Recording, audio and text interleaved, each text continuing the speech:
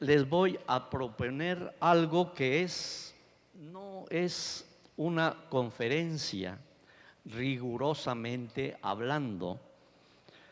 Yo creo que es más una meditación entre espiritual, teológica y catequética. No tiene la pretensión de ser una conferencia, mucho menos magistral. Se las propongo con una fraternal invitación a meditar, a dialogar interiormente sobre el tema que yo he formulado así: los catequistas sembradores de la paz en medio de su pueblo.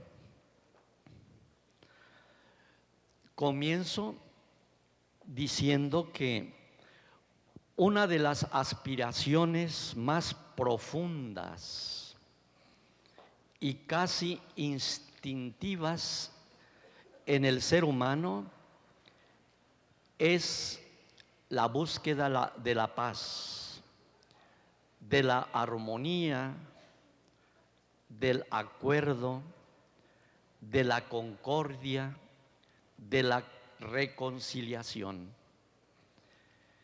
Y no solamente por razones de subsistencia, por razones de sobrevivencia, sino como una condición imprescindible para realizar cualquier proyecto de vida que nos dignifique en una sana convivencia. Sin el preciado don de la paz, prácticamente la vida se torna insufrible y muy cercana a lo diabólico. Pero junto a esta aspiración también hay que contar con el natural instinto a la agresividad que a todos nos acompaña ante las amenazas reales o imaginarias. Somos, por tanto, pacíficos y agresivos a la vez. De allí que la paz se viva como una experiencia marcada por la tensión, porque ustedes y yo sabemos que una caricatura siempre es una deformación de una realidad. Por eso le llamamos caricatura.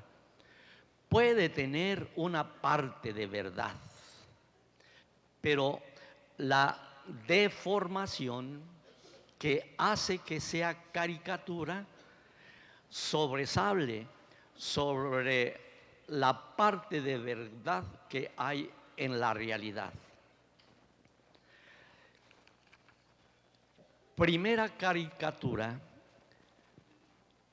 la paz como simple ausencia de guerra o de conflictos. Es la paz que se llama coexistencia pacífica, donde nadie se mete con nadie. En una paz que está marcada por la indiferencia hacia los demás. Junto a ella está la caricatura del dominio perverso de los fuertes sobre los débiles, los desvalidos, los indefensos y desprotegidos. Es la paz como imposición del abuso del poder. Aparentemente no pasa nada, pero a la gente revienta con este tipo de paz. Otra caricatura, el resultado de componendas o de arreglos corruptos por debajo de la mesa. Es la paz marcada por la perversidad del corazón. Está también la paz, otra caricatura, como el equilibrio de fuerzas niveladas, de enemigos que se temen y no se atreven a pelear, aunque sean irreconciliables. Es la paz del miedo mutuo, como aquella paz que teníamos en los años 60 hasta la caída del muro de Berlín, que llamaban la Guerra Fría. Dos poderosos enemigos que no se atrevían a pelear entre sí. Está también la paz como terror aparentemente pacífico, pero producto de amenazas, de castigos y de sanciones. Es la paz que le imponen al chamaco, al que le gritan: estate quieto, si no me la vas a pagar. Está la paz que permite que todo el mundo haga lo que le dé la gana, para no complicarse la vida ni complicársela a los demás. Es la paz de la tranquilidad en el caos. Existe también la paz fruto de la sumisión, que se traduce en un servilismo ciego para no entrar en conflicto con quien tiene el poder en la mano. Y finalmente, la paz de la muerte, de los sepulcros, de los cementerios, donde la vida se extingue porque molesta a los señores de horca y cuchillo, a los caciques, los dictadores, los sátrapas, que se creen dueños absolutos de vida y haciendas. Estas son, para mí, ridículas caricaturas de lo que puede llamarse paz. Hay algunas causas frecuentes que lesionan la paz.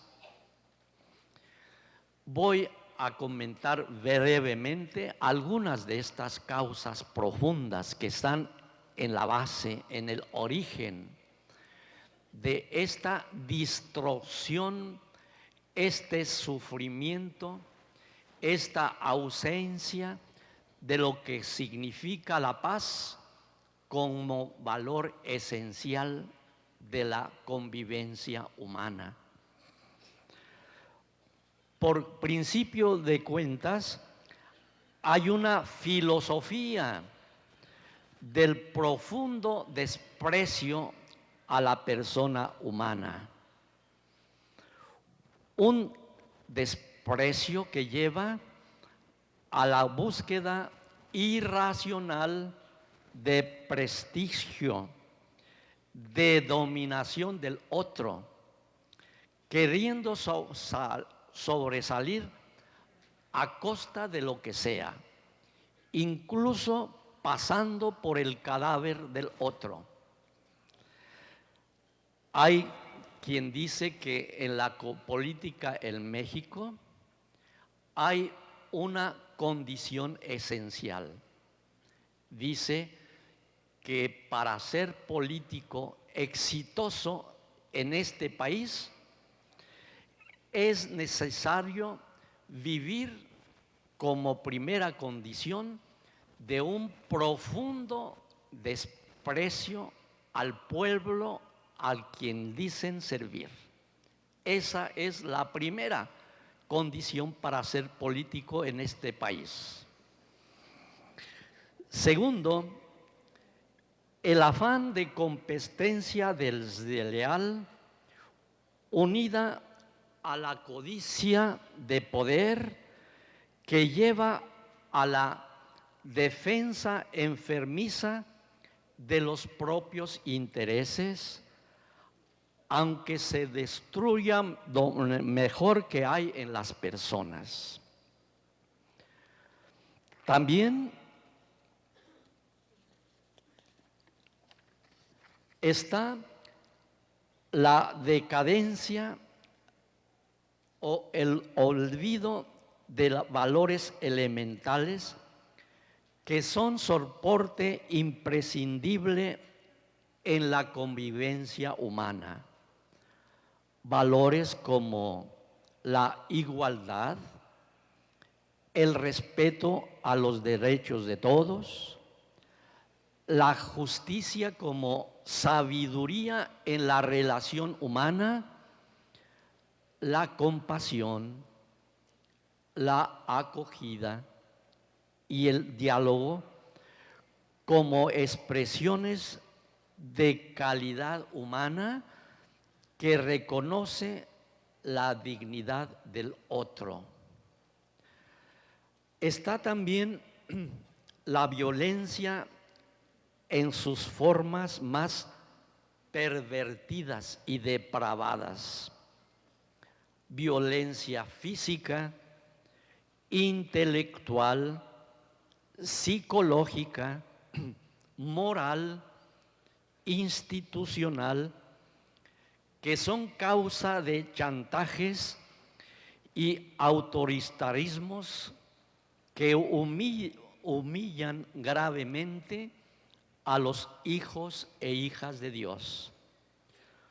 Junto a ello están las tres clásicas violencias sociales de las cuales ya hablaba Medellín. La primera, la violencia de la institución social o eclesial o laboral. Esa es una violencia que se impone con artificios muy secretos. La violencia institucional. Esta violencia provoca una segunda violencia, la violencia de la protesta, de la inconformidad, de la lucha, de la militancia por los derechos humanos. Y eso provoca una tercera violencia social, la violencia de la represión, para que se callen la boca aquellos que protestan. Podríamos nosotros ir ahora a asomarnos a ver lo que pasa en las calles aledañas a San Lázaro, donde va a tomar posesión el nuevo presidente. A nivel social y nacional, lesiona la paz, la total ausencia y desinterés por el Estado de Derecho, que comprende la impartición equitativa de la justicia,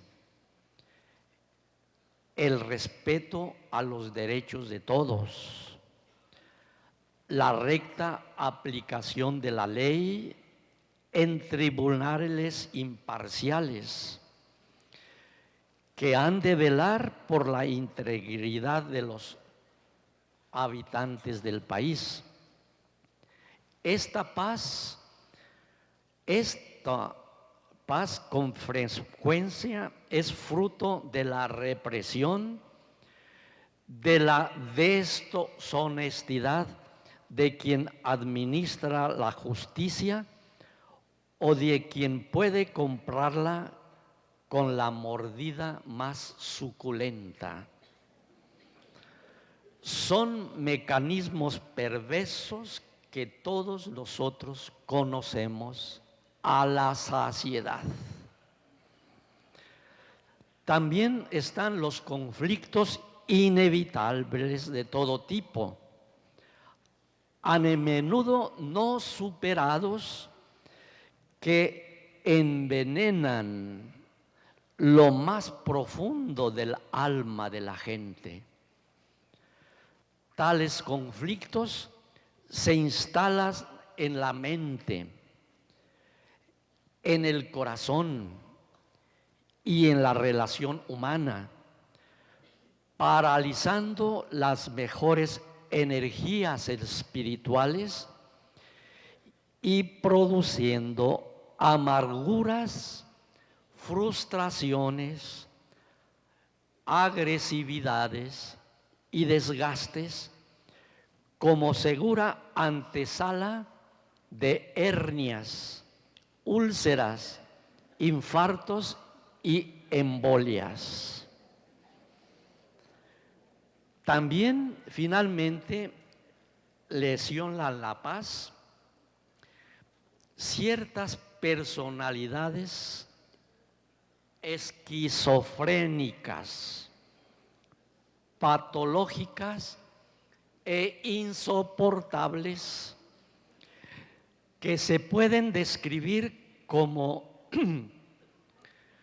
personalidades entrometidas, metiches, mal informadas, chismosas, mentirosas, almas rencorosas, vengativas e insufribles, cuya máxima ilusión en la vida es poner el desorden, el caos y el enfrentamiento entre las personas, haciendo la vida imposible a los demás.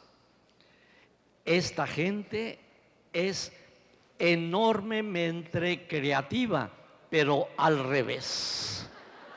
¿Sí? Al revés. Bueno.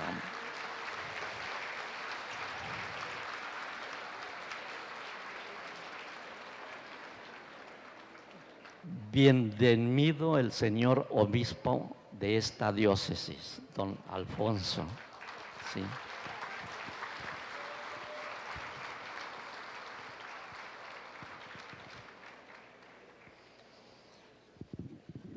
Voy solamente a mencionar de paso algunas miradas que yo llamo sanas de salud, pues, por lo menos de salud mental sobre la paz.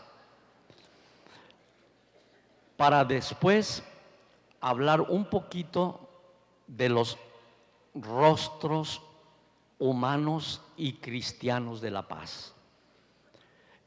Es una necesidad vital y una aspiración que nace con el hombre mismo. Por eso es un derecho inalienable, o sea, inviolable, inherente, propio, natural de la persona humana, que es ley indispensable en toda convivencia humana que se respete. Por otro lado, la paz es desafío que convoca para poner en juego nuestros mejores talentos y recursos de todo tipo. La paz es también una tarea inacabada. Nunca terminamos de construir la paz. Eso de que somos constructores de la paz es un decir. Pues sí, porque ella nunca se termina nunca terminamos de construirla. Siempre estamos en proceso inacabado de construcción de la paz.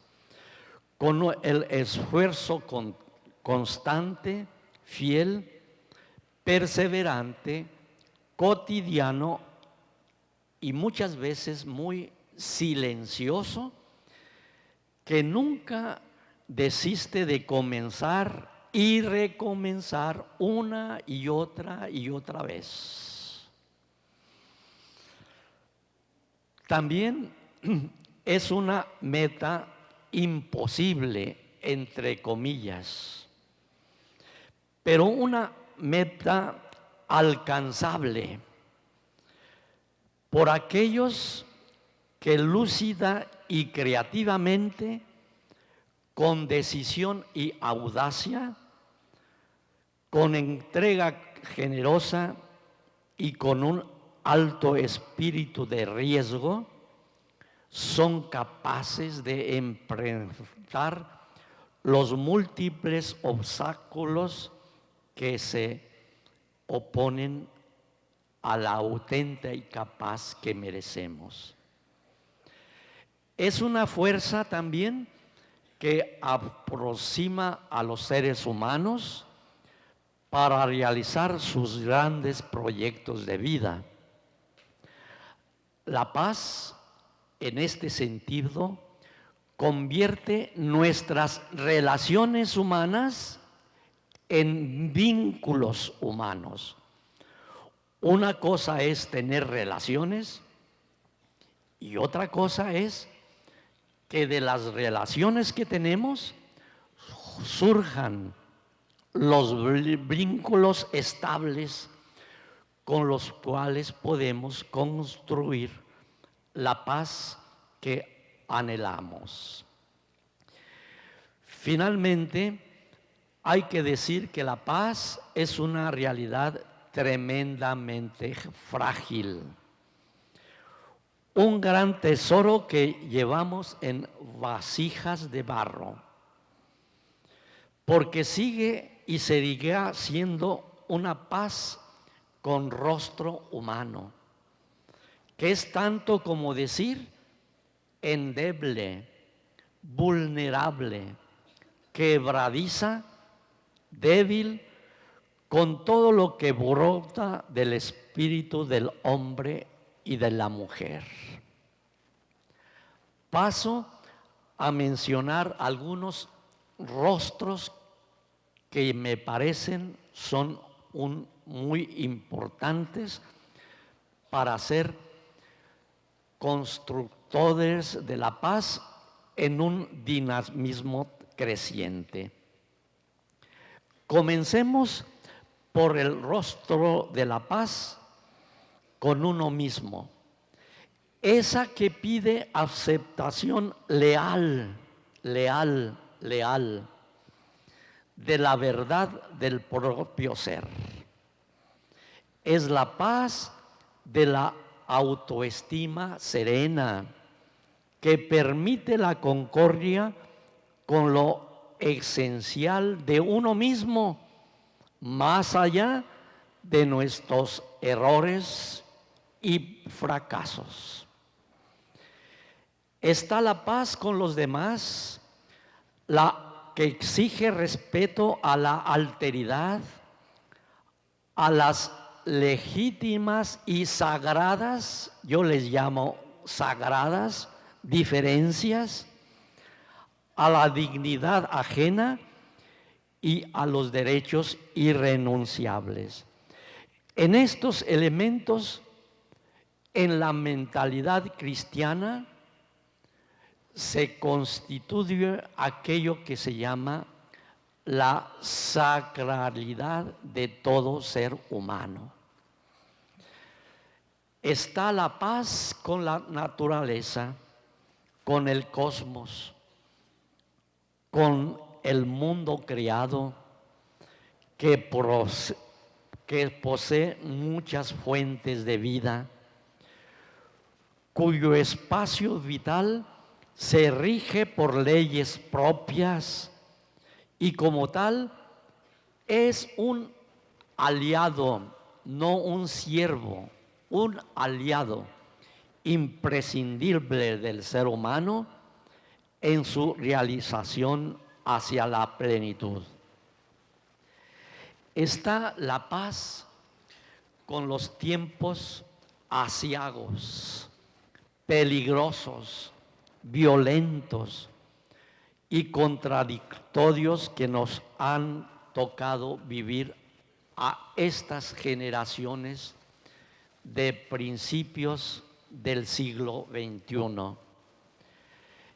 Estos tiempos aciagos y peligrosos nos exigen protagonismo, pues la historia es nuestro escenario, nuestra tarea, nuestra responsabilidad y la oportunidad irrepetible, el kairos de Dios, donde hay que dar lo mejor de nosotros mismos. El antagonismo, el escapismo, el absurdo, el inmovilismo y la actitud de simples espectadores de la historia no van con alguien que se considera artífice de la paz a la manera de Jesús. Paz también con lo que no podemos cambiar tan rápido y radicalmente como quisiéramos nosotros, a causa de nuestra ineptitud, ignorancia o impaciencia. Está la paz con nuestros propios límites personales, nuestras impotencias y nuestros achaques, por ejemplo, de la tercera edad.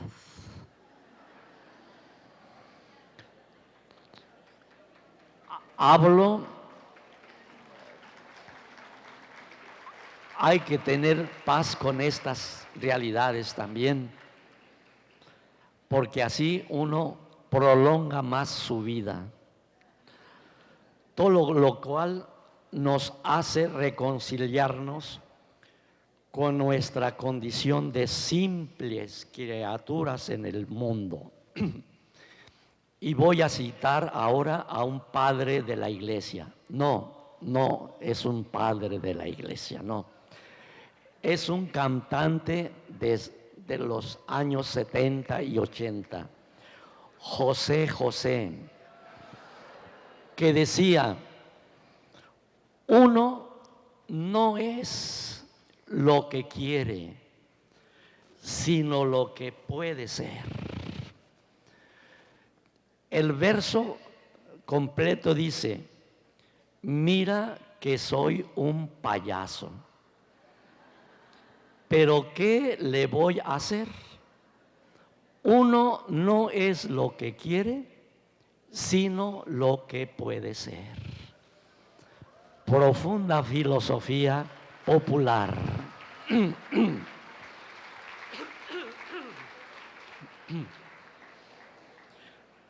Paz con nuestros enemigos reales o imaginarios, con los que no piensan, ni sienten, ni actúan como nosotros quisiéramos.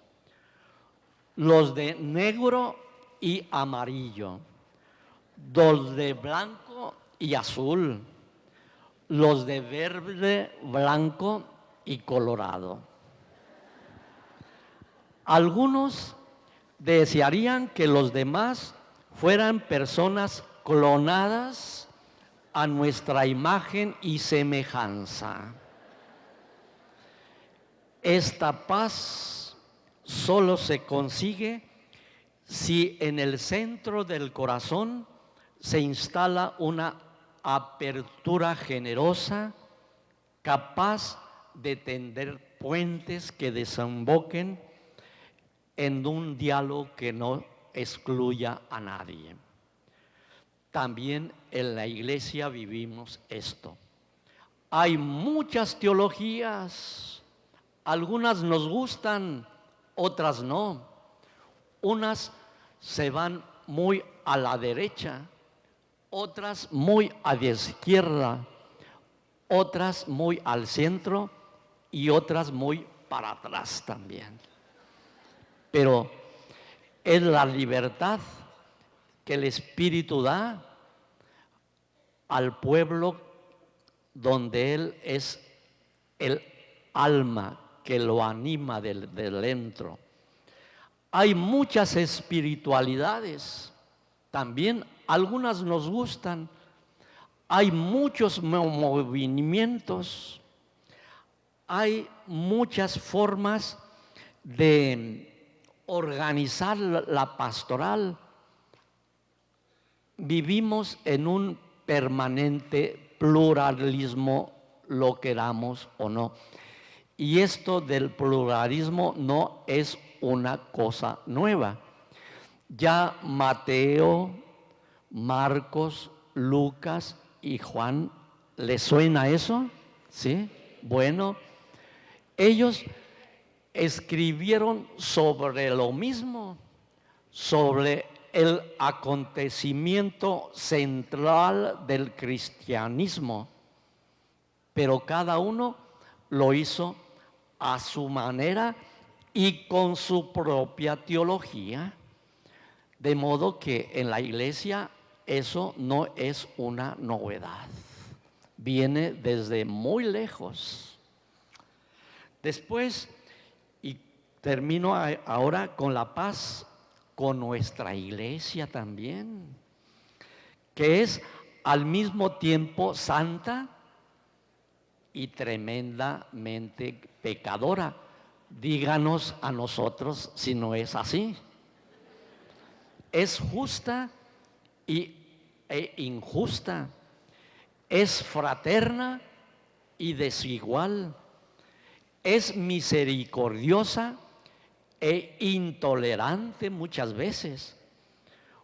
Una iglesia que nos duele a los catequistas en las fibras más delicadas de nuestro ser, que no acaba de convencernos esta iglesia a la que nosotros pertenecemos.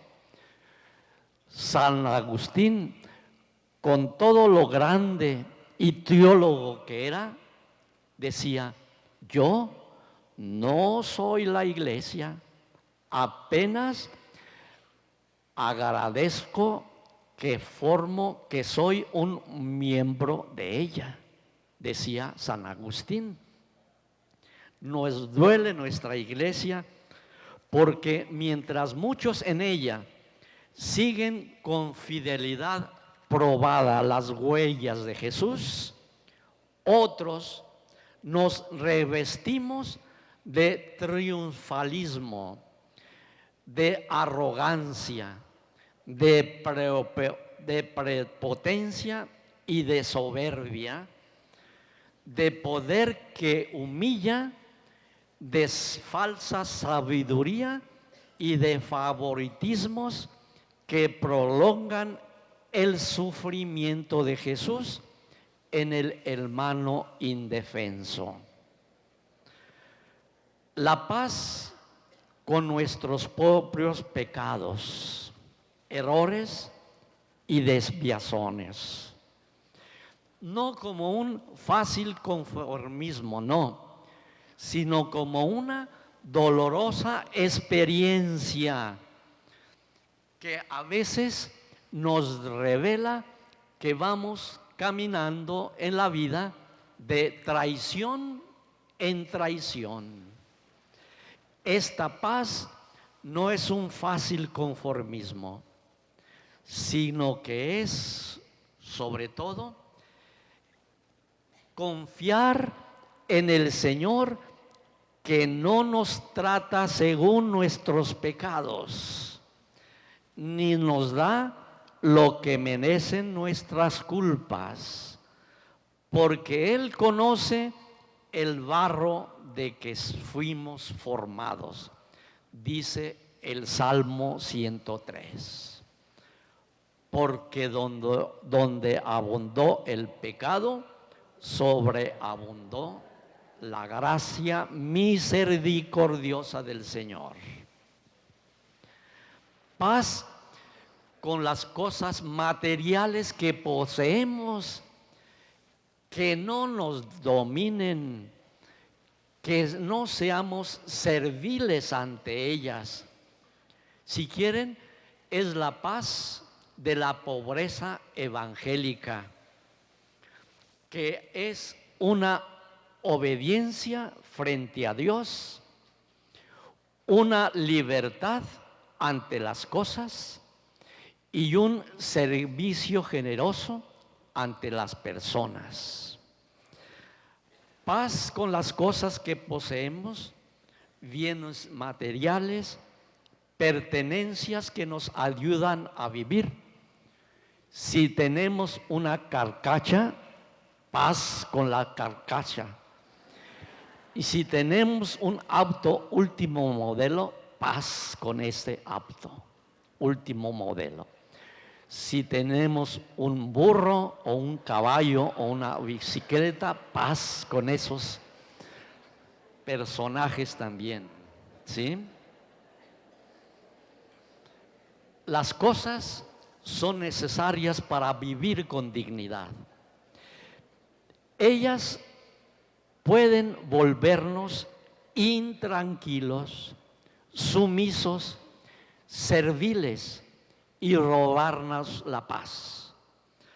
Habría que escuchar a Pablo cuando dice en aquella fórmula tan sabia en la carta a los filipenses: sé vivir en la abundancia y sé también pasar necesidad, y eso para nada me quita la paz. Quiero recordar una pequeña anécdota que tiene sentido aquí. Cuando celebramos la 9ª jornada catequística nacional allá en Querétaro, en el año 90, una persona se paró en la asamblea como esta, muy brava, furiosa. Decía: estoy molesta porque aquí en esta asamblea no se habla de los pobres. Esta persona iba de guarachito, de morral y de falda de mezclilla. Entonces, allá atrás, una sabia catequista de Oaxaca se vino al frente, cogió el micrófono, se dirigió a la hermana y le dijo: hermana, aquí en esta asamblea, ya dije hermana, bueno, hermana, dije, aquí en esta asamblea no se habla de los pobres porque son ellos los que están hablando. Punto. Punto. Así son los catequistas, saben mucho de eso, mucho de eso. y aquí se ven sus rostros, pues. Finalmente, la paz con Dios, que significa establecer un pacto cordial que nace de dentro, de lo más profundo del corazón, que nosotros teológicamente y bíblicamente llamamos conversión. Esta paz implica no atreverse a deformar la imagen de Dios en nosotros, a no sustituirlo con ídolos que pretenden desplazarlo y a respetar el tipo de relaciones que Él quiere establecer con nosotros. Esta paz nos hace vivir en la convicción de que somos apenas modestos obreros de la obra del Señor. Concluyo entonces diciendo, después de esta meditación, no quiso ser una conferencia, digo, ¿cómo se ve el camino de la paz proféticamente construido por la boca, los pies, el corazón, la persona de los catequistas? Solamente para no cansarlos más, solamente quiero decir que la paz germina, nace, pero no de fuera, nace de dentro. Quien no tiene ese venero, esa fuente interior donde nace la paz, esa persona posiblemente siempre tendrá dificultades. No digo que sea mala, es muy difícil decir esta persona es mala. Apenas hay que decir esta persona tiene dificultades, punto, solamente. La paz se irradia también, o sea, se contagia, se solidariza, se socializa. Es un valor que se cultiva, se defiende, se protege, incluso a muy alto precio, como los personajes que ustedes se inspiraron para esta asamblea: Gandhi, Monseñor Romero, Martin Luther King, por supuesto Jesús y muchos artífices de la paz. La paz finalmente nace, se contagia y germina, o sea, se construye proféticamente. No voy a expresar esta pequeña reflexión, que antes de proponerles unas opciones o caminos para construir proféticamente la paz a la manera de los catequistas, no lo voy a hacer porque sé que tienen ustedes allí escrito esto, y ustedes no solamente conocen y saben mucho de lo que es un profeta, sino que todos los días tratan de encarnarlo en sus propias personas, en su propio ministerio profético de catequistas. Por eso yo creo que saben que el saber que se conoce intelectualmente es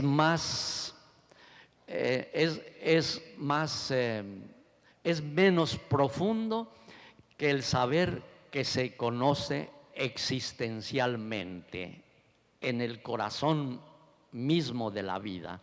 Y ustedes, la esencia de su ministerio es realizar proféticamente todos los valores esenciales del proyecto de Jesús que encontramos en el Evangelio. La paz es uno de ellos. Pero termino con las propuestas finales. ¿Cómo podría construir la paz? Los catequistas, primero, cultivar el respeto profundo a la dignidad de todo ser humano como una forma de creer en Dios. Respetar al otro es creer en el Señor Jesús. 2. Promover los valores esenciales de la vida, no como una teoría fácil que se aprende racionalmente, sino como una experiencia cotidiana que exige lo mejor de nosotros mismos. 3. Hacer un aprendizaje de los derechos de cada uno y que no pueden ser violados por nadie. Así tenga la máxima autoridad en cualquier campo de la vida humana. 4.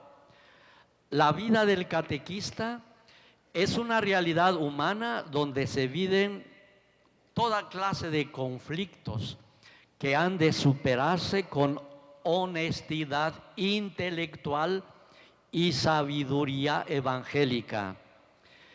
El conflicto es una experiencia cotidiana y necesaria en la vida de todos nosotros, porque nos da la gran oportunidad de crecer como personas y demostrar la calidad de nuestra fe. 5. La vida del catequista es un espacio único donde se aprenden las exigencias sociales de la justicia como camino necesario para vivir el amor fraterno. Es decir, del amor que no busca principalmente la recompensa, sino sobre todo el bienestar de las personas amadas. Hay un amor de recompensa y hay un amor que se confunde con la gratuidad. Incluso hay alguien que dice, el auténtico amor o es gratuito o no es amor. 6.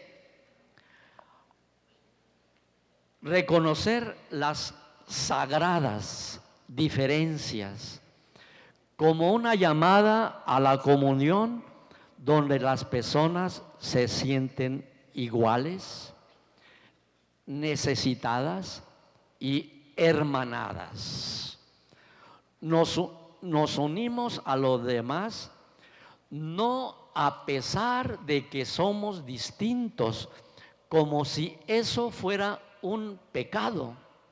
Es una gracia ser distinto, no a pesar de que somos distintos, sino gracias a que somos diferentes.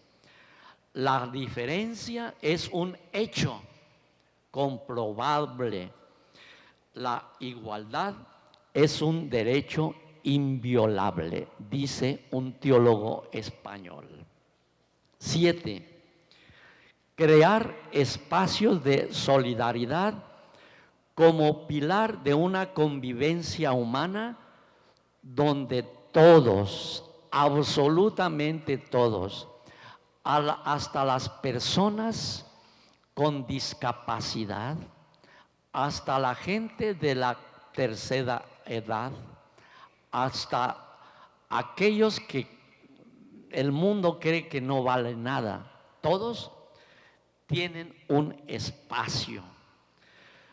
O sea, cultivar esa actitud humana o la virtud cristiana del diálogo en toda dirección, porque todos son dignos de ser nuestros interlocutores, hacia arriba, hacia abajo, hacia los lados y, ¿por qué no?, también hacia atrás, ¿no?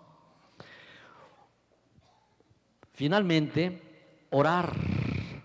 La paz se ora, se suplica, se bendice, se celebra, por ser al mismo tiempo un esfuerzo de los hombres y mujeres y un don inmerecido del Señor.